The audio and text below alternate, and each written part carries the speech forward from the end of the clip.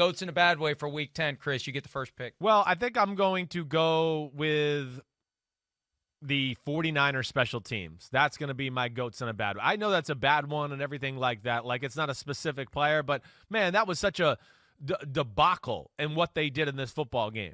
I mean, really, it was there to be had for them to steal a game in New Orleans there the other day. 2 drop punts and then let up a huge kick return to give the Saints a short field. So they had 3 scoring drives because the 49ers special teams was, poor.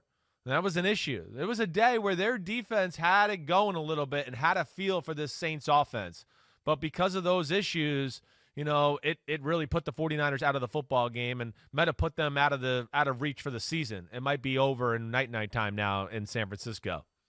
You know how there's a strategy to this process where you want to take a good one and then maybe you can sandbag because you can still get it in round 3. Yeah. You know that? Right. We could have done a 10-round draft. We could have done a 20-round draft, and we wouldn't have got to the 49ers special teams on my ledger. So you shot your shot.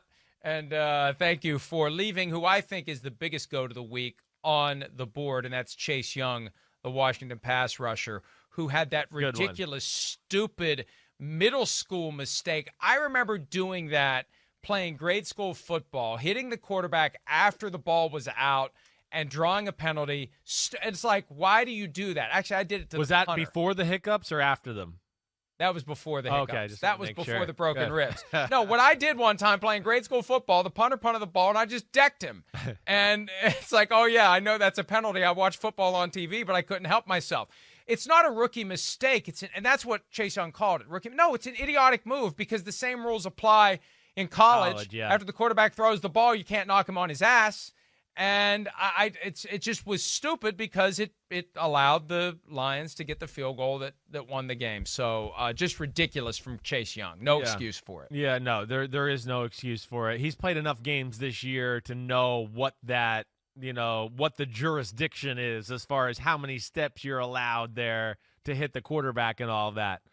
So that was inexcusable. It was a good pick. It wasn't as good as my 49ers special teams one. Sure it wasn't.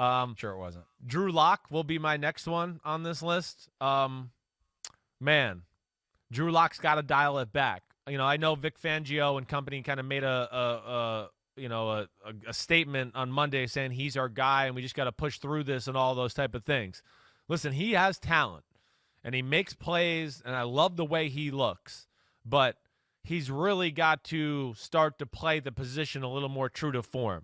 This ain't college football anymore, and we're just looking for 20 and 30-yard cool highlight plays. It's too aggressive. It's too, I'm going to smash this ball into a tight window, and it's really hurting their chances as a football team to win games. He's got to learn how to play the position a little bit better and take care of the football, and I'm not one to usually say that, but it's just getting a little reckless with him. I was going to be in that same general vicinity. Let me just make this observation instead of making this guy one of the GOATs. Because I was on WSCR, The Score in Chicago yesterday, and the issue of the Broncos came up because they have an affinity for Vic Fangio there. He was the Bears defensive coordinator. Is he in trouble? Right? I mean, at what point do you stop focusing on the quarterbacks who are being selected and the coaches are being hired and go one level higher and say maybe there's an issue with the guy who's making these decisions? I hear you. If you're firing your coach after every couple years, if you're getting rid of your quarterback after every couple years, at some point it lands on John Elway, and he's in a great spot because there's nobody there to fire him. Yeah.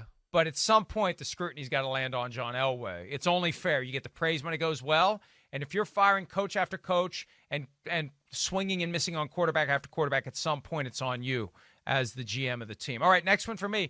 I got to go with Doug Peterson. He's going to take the blame of what happened against the Giants. He gets the blame. We said this yesterday. He's the Andy Reid protege who should be able to get the most out of 2 weeks to get ready for anyone. And it was the Giants, for crying out loud.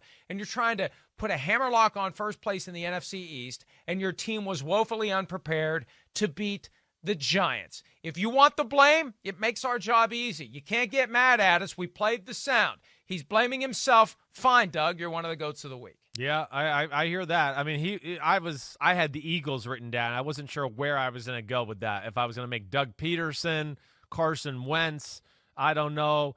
Either way, to go, what were they? 0 for 9 on third down on Sunday? Was it 0 for 9 or was it worse than that? I got to double check. 0 for 9. I don't know how that happens. I really don't. With Doug Peterson and Carson Wentz against the New York Giants without a great pass rusher and anything like that, 0 for 9? Like, how? All right. I'm going to go with Russell Wilson. I think it's the next one that jumps out to me here. You know, again, hey, Russell's the man. I mean, there's no doubt. We know that.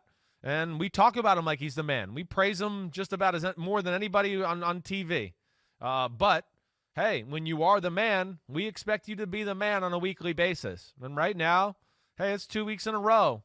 You know, he's not totally the man. And last week, you know, especially in a game where it wasn't just a shootout and we're going to let it fly everywhere. It was a little bit of a, you know, struggle there. It's 17-10. That interception he throws in the back left corner, that was a huge moment in the football game. It was really the moment Seattle had the chance to take back momentum that they had not had up to that point. So between that and then the interception in the second half, they were both really crucial and hurt the Seattle Seahawks' chances of winning the game. My last one would be Bills punter Corey Bojorquez if his 12-yard punt in that game against the Cardinals. It happened at a more critical moment in the game, but it was early enough before the ending, and the Hail Murray, that wiped it all clean. I'm going to go Bill Lazor. Hey, what are you doing? What are you doing? 4 3-and-outs in the second half, and I know Matt Nagy kind of thrust that duty onto him, but that's what you want to do as an offensive coordinator. You want to call plays, or you're not really the offensive coordinator. He didn't coordinate a very good offense on Monday night. That was bad as it's gotten for the Bears all year, and there's no indication it's going to get any better. Hi, I'm Mike Tirico, and thanks for watching. Make sure to hit subscribe for the latest news and highlights from NBC Sports.